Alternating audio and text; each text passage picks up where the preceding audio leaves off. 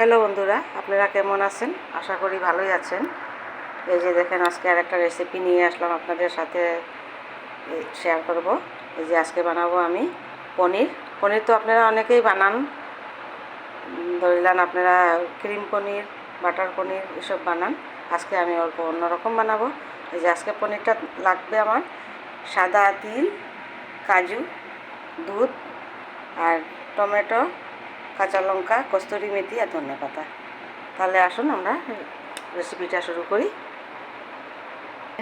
আমি আগে পনিরটা ভাজা করে নিব। এখন এই যে পনিরটা ঢেলে দিচ্ছি একটা করে। আর একটা কথা মনে রাখবেন, এটার মধ্যে কোনো রকমের মশলা যাবে না, যেরকম জিরা, ধনিয়া আর হলুদ গুঁড়া এটার মধ্যে যাবে না। এটা ছাড়াই রান্না করব। আর পনিরটা অল্প লাল করে ভাজা করে নেব। এই যে দেখেন, পনিরটা লাল করে ভাজা হয়ে গেছে। আর একটা কথা মনে রাখবেন, আপনারা দোকান থেকে যেরকম প্যাকেটিং পনির আনেন, সেটা ভাজা করলে অল্প উষ্মা গরম জলে ঢেলে দিবেন। লাল করে ভাজা করার পরে এটা পনিরটা কী হয়ে শক্ত হয়ে যায়। আর উষ্মা গরম জলে ঢেলে, এই যে এখন আমি এই পনির ভাজা করা তেলটার মধ্যে লবঙ্গ, এলাচ আর দারচিনি ঢেলে দিলাম। এটা সাদা তেল দিয়ে করছি আমি। এখন আমি এইখানে কাঁচা লঙ্কা আর টমেটোর পেস্টটা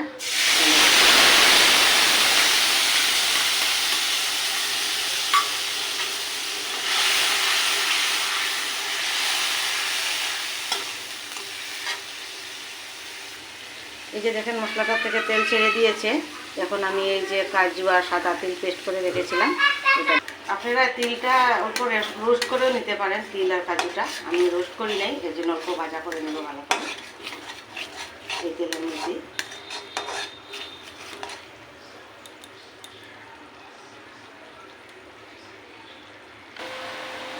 এই যে দেখেন, আমার মশলা কষানো হয়ে গেছে। এখন আমি দুধটা ঢেলে দেবো। মেজারমেন্ট কাপে 1 কাপ দিবেন বা এরকম গ্লাস দিয়ে 1 গ্লাস দুধ দিবেন।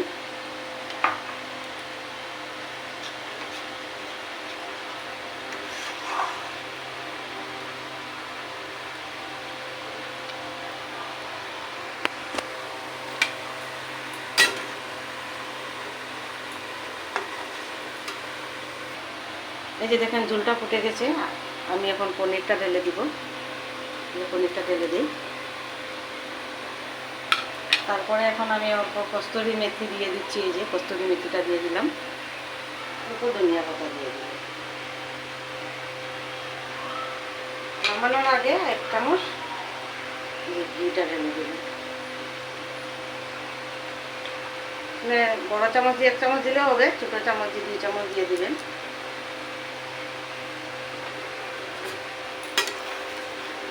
নুনটা, এই যে নুনটা স্বাদ অনুযায়ী দিবেন।